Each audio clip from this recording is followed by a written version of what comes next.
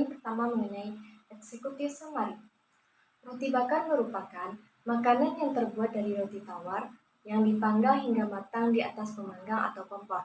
Roti adalah makanan pokok yang terbuat dari tepung terigu, air, ragi, dan garam. Campuran bahan-bahan tersebut diolah menjadi adonan dan dipanggang di dalam oven atau tungku yang dipanaskan sehingga berbentuk roti. Jenis roti.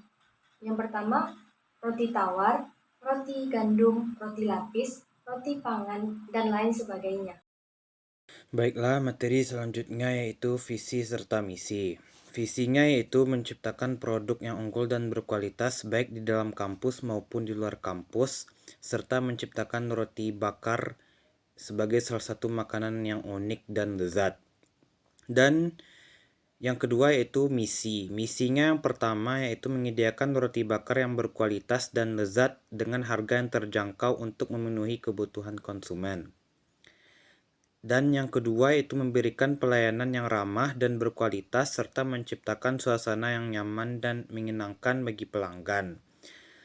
Artinya kita dalam berwirausaha kita harus menciptakan suasana yang ramah serta berkualitas agar para pelanggan nyaman membeli kepada kita. Dan yang ketiga itu menggunakan bahan-bahan yang sehat serta berkualitas. Dalam berwirausaha kita harus menciptakan bahan-bahan yang sehat agar para pelanggan nyaman membelinya.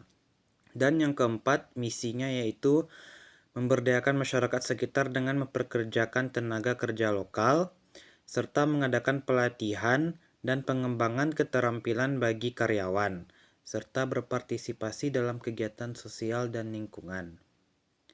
Artinya yaitu dalam berwirausaha kita ada juga melakukan tinjauan-tinjauan atau aspek-aspek terhadap masyarakat untuk melakukan atau membantu suatu wirausaha ini agar berjalan dengan lancar. Artinya contohnya kita memanggil karyawan-karyawan yang dapat membantu kita dalam berwirausaha. Dan itu adalah suatu bentuk kegiatan sosial yang sangat bermanfaat bagi kita. Dan yang terakhir yaitu melakukan analisis dampak lingkungan. Artinya kita dalam berwirausaha kita harus mencari juga tempat yang bersih atau lingkungan-lingkungan sekitar. Atau misalnya kita berwirausaha di tempat yang ramai agar para konsumen banyak membeli di tempat kita. Tujuan usaha. Roti bakar guling mempunyai tujuan dalam jangka panjang dan jangka pendek adalah sebagai berikut. Yang pertama, jangka panjang. Menjadikan roti bakar guling sebagai perkenalan bagi masyarakat bahwa roti bakar enak dan memiliki banyak rasa. Menjadikan roti bakar guling sebagai peluang bisnis untuk UMKM khususnya masyarakat Kota Padang. Yang kedua, jangka pendek. Meningkatkan penjualan roti bakar secara signifikan dalam periode waktu tertentu, misalnya dengan cara memperkenalkan varian rasa baru. Meningkatkan efisiensi operasional dan manajemen bisnis dengan cara mengoptimalkan proses produksi, memperbaiki manajemen persediaan, dan memperbaiki manajemen keuangan. Meningkatkan kualitas produk dan pelayanan dengan cara memperbaiki resep roti bakar, mengikuti standar keamanan pangan yang berlaku, dan meningkatkan kualitas layanan dan pelayanan kepada pelanggan. Memperluas pangsa pasar dengan cara membuka gerai roti bakar baru di tempat strategis, atau mengembangkan bisnis secara online melalui platform e-commerce.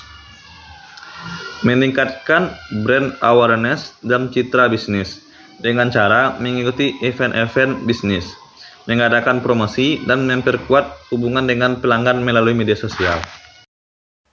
Oke, materi selanjutnya yaitu analisis SWOT dan strategi perusahaan. A, yaitu strength atau kekuatan, yang dimana pertama, produk roti bakar merupakan makanan yang populer di Indonesia dan memiliki pangsa pasar yang besar. Yang kedua, potensi pengembangan varian rasa roti bakar yang beragam sesuai dengan selera konsumen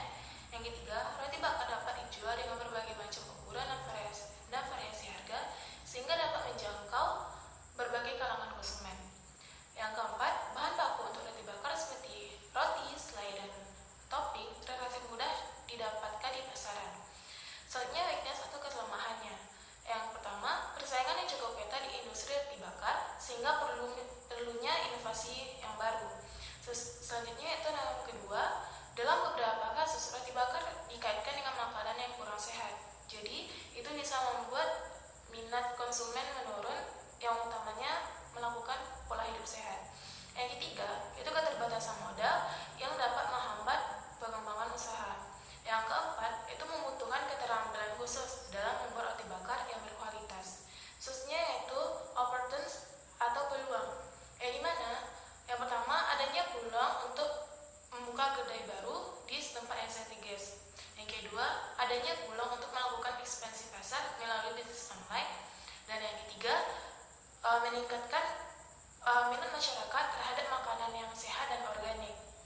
Selanjutnya yang keempat, itu potensi untuk bekerja sama dengan produsen bahan baku lokal untuk meningkatkan kualitas dan konsentrasi produk. Selanjutnya yang terakhir itu threat atau ancaman, yang dimana pertama, pesaing yang ketat di industri roti bakar terutama dari merek-merek yang sudah dikenal oleh masyarakat luas. Yang kedua, itu perubahan tren konsumen dalam selera makan dapat mengurangi minat konsumen dalam roti bakar. Yang ketiga, itu kenaikan harga bahan baku. Yang keempat, itu peraturan dan persyaratan pemerintah dalam hal keamanan dan keizinan menjual makanan. Yang kelima, yaitu kemampuan pesaing untuk meniru